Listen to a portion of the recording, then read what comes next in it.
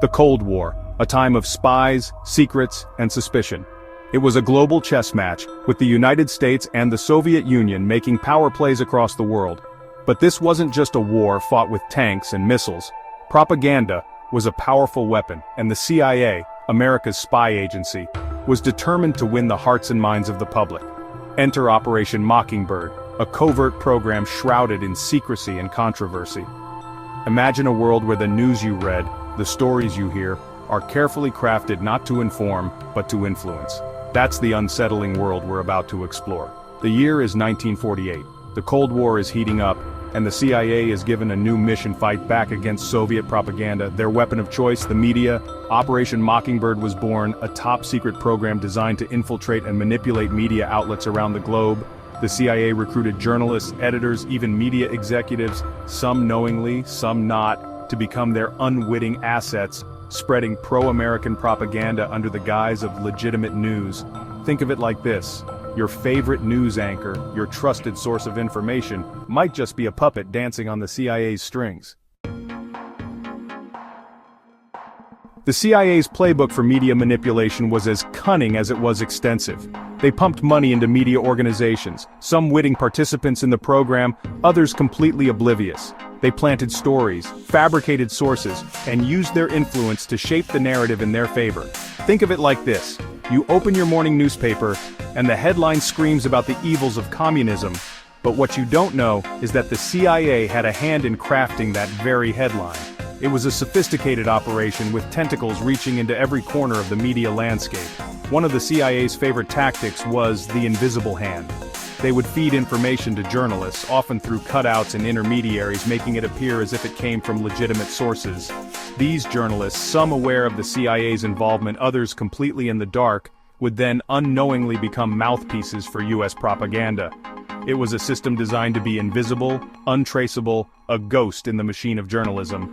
And it wasn't just newspapers. The CIA infiltrated radio stations, television networks, even wire services like the Associated Press, ensuring their message reached every corner of the globe.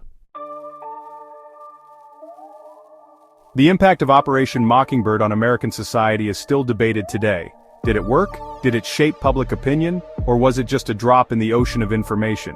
The truth is, we may never know the full extent of the CIA's influence, but one thing is certain: Mockingbird had a profound impact on the relationship between the government and the media, and by extension the American people.